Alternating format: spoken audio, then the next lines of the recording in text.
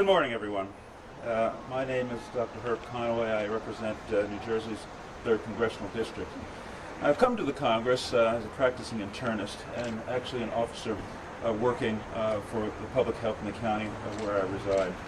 And I understand fully well, as a public health officer, how important it is for a functional CDC to review the science and transmit that data down to the state and down to the county where I work, so that we might advise people on how to protect their health, advise them about emerging infectious diseases coming from overseas, what they ought to do with respect to COVID, responding to measles outbreaks. We rely on the CDC for important information on doing that. Now, coming before the Congress, I also served in the state legislature for 26 years.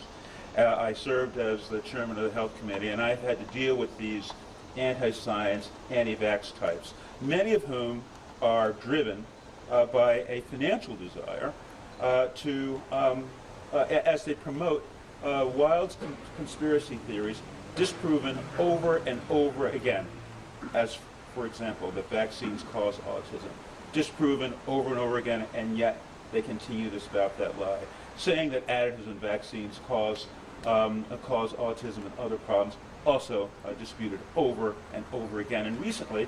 And we, as a group, joined understanding what RFK Jr. did. I have firsthand knowledge of this because he worked in my state trying to get us to walk away from science and to abandon vaccines.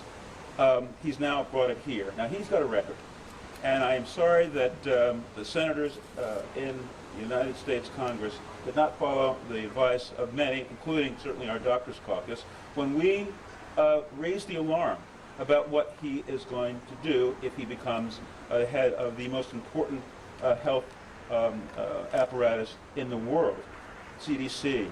Our colleagues are working in Medicare and Medicaid. We have seen the disaster that he's wrought, and we warned the Congress about it, and sadly, they refused to listen to his own history of lying and spreading misinformation that is directly harmful to the health of many citizens right straight across this country, and indeed will impact people worldwide. I hope when they bring him before the Senate today that they will remember that he lied to them when he said he would not remove the FDA's vaccine advisory committee members, and then when he gets into office, what does he do?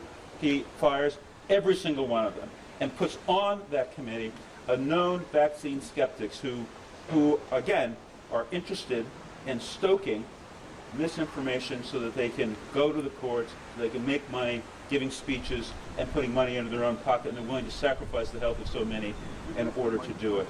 Now, we've already seen him ignore a measles outbreak across several states in the West.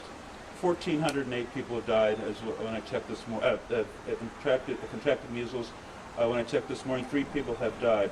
And what did he do? What did he fail to do?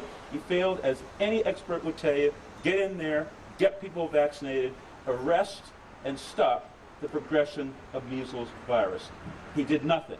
And the virus continues to spread. And what these vaccine skeptics fail to tell you, as they advise you to take vitamin A and do other things that won't help, that there are many, that 1 in 1,000 children who contract the measles virus will end up having a subacute encephalitis that could cause long-term cognitive disabilities and other issues related to their health. This is a serious condition. So they don't want the protection of the measles vaccine to prevent children from getting measles in the first place, leading to more deaths just this year than the last 25 years.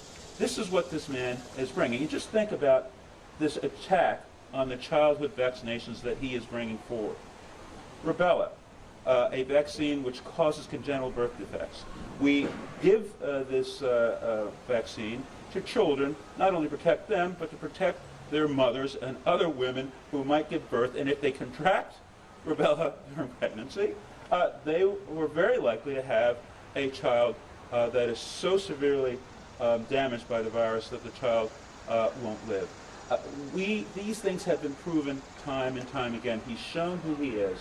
Ideology has no place in the process of determining and developing the best recommendations for how we can protect our health. We could have another pandemic. We've seen viruses in recent memory out of the Middle East that caused 25% of the people contracting it to die.